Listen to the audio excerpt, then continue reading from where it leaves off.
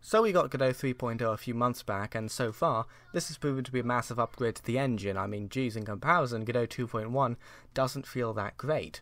However, we're about to get a new version of Godot 3, which you might have guessed is going to be named Godot 3.1. This version is, in my opinion, at a similar hype level to Godot 3.0 in terms of what I'm expecting out of this new version. So one of, if not the biggest reason why I think Godot 3.1 is going to change things is the new animation player node. Currently, the animation player involves putting keyframeable properties into a timeline, each represented by a group of little dots. These can be interpolated continuously, linearly, cubically, or just not interpolated at all, and just represent discrete state changes. It's pretty versatile and works really well, and honestly I love it as it is. It's a really intuitive way to change properties over time, but it's about to get a hell of a lot better with these new things in Godot 3.1. Firstly, you can put Bezier curves directly into the animation. This is amazing since it means that you no longer have to rely on messing around with cubic functions. You can directly control the Bezier curve for pretty much any numerical value. As you might think, this is actually really nice insofar as making like menu transitions, if you want to give an animation a bit of bounce, that kind of thing is a lot easier now.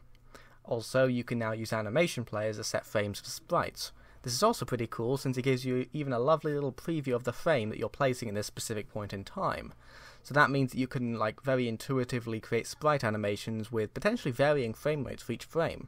So for instance, if you just wanted to place the keyframes and then work out the interpolation later, you can do that, just a nice little prototyping goodie there.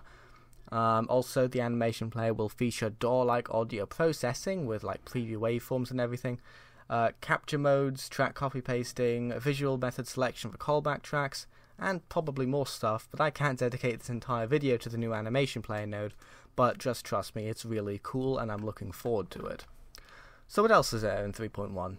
Well, changes to the Kinematic Body node, which is going to be awesome. The first of which is snapping, which involves sticking a character to the ground as they move along things like slopes, so that momentum won't launch them off as soon as they get to the top. Also, there are some changes to how raycasts work with kinematic bodies, which allow for some tricks to make the player movement speed constant when moving up and down slopes. I don't really understand it, but it looks pretty cool, so it's in the video. Also, something which is fairly relevant to mobile developers and people developing on terrible computers and people developing for terrible computers is the advent of a new GLES 2.0 backend. This means the people using computers that don't actually support GLES 3.0 will be able to use the engine again, which is cool. And also more mobile phones will be compatible with games developed on Godot, which is, well, never a bad thing. The engine will also support exporting with Mono and C# and all that jazz more nicely, but a big one I'm looking forward to is the optional GD script typing. So this means that we can finally cast a function or a variable to a certain data type without being forced to do so.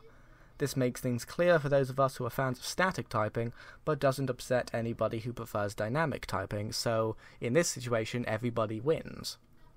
There is also the visual shader editor, which took a brief vacation in Godot 3.0 and is now back and better than ever.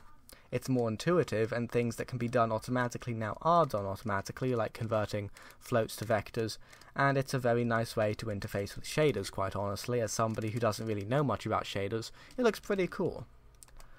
Also, something which I don't quite understand is a new animation tree node and something about state machines, but it looks pretty useful, especially for things like AI or player controls, and the blend spaces look amazing for inverse kinematics and color shifting, and there's a lot of stuff. It looks pretty cool. There are probably a lot of like relatively small things or maybe even big things that I'm missing out here, but that's the gist of it.